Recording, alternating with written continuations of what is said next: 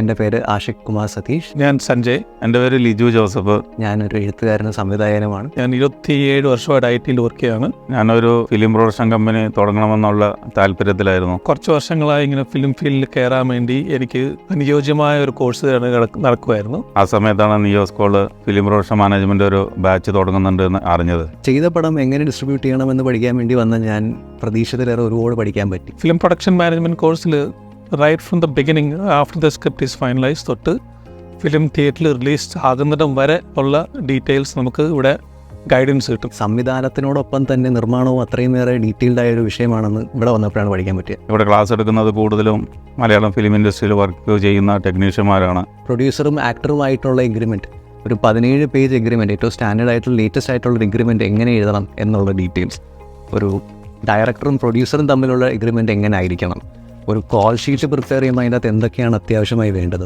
ഇങ്ങനെ വളരെ ഡീറ്റെയിൽഡ് ആയിട്ട് ഇവിടെ നിന്ന് കോഴ്സിൽ പഠിക്കാൻ പറ്റിയിട്ടുണ്ട്. ബഡ്ജറ്റിംഗ് ചെയ്യുന്നത് എങ്ങനെയാണ്, ക്രൂസിനെ മാനേജ് ചെയ്യുന്നത്, പ്രീ പ്രൊഡക്ഷൻ സ്റ്റേജ് എന്തൊക്കെ ചെയ്യണം, എന്തൊക്കെ പ്ലാനിങ് അതിൽ ഇൻവോൾവ് ആണ്, ഫൈനാൻസ് എത്ര ക്രിട്ടിക്കലാണ്, അങ്ങനെ പല രീതിയിൽ ഇവിടെ നമ്മളെ ട്രെയിൻ ചെയ്യും. എൻ്റെ അഭിപ്രായത്തിൽ ഇത് തന്നെയാണ് ഈ കോഴ്സിൻ്റെ ഏറ്റവും വലിയ സ്ട്രെങ്ത്. മലയാള സിനിമ മാറിക്കൊണ്ടിരിക്കുകയാണ്, മലയാള പ്രൊഡക്ഷൻ രീതികൾ മാറിക്കൊണ്ടിരിക്കുകയാണ്. എൻ്റെ അഭിപ്രായത്തിൽ മലയാളത്തിൽ ഫിലിം പ്രൊഡക്ഷനിൽ ഏർപ്പെടാൻ താല്പര്യപ്പെടുന്ന എല്ലാവരും ഈ ഒരു കോഴ്സ് അറ്റൻഡ് ചെയ്യണം എന്ന് തന്നെയാണ്.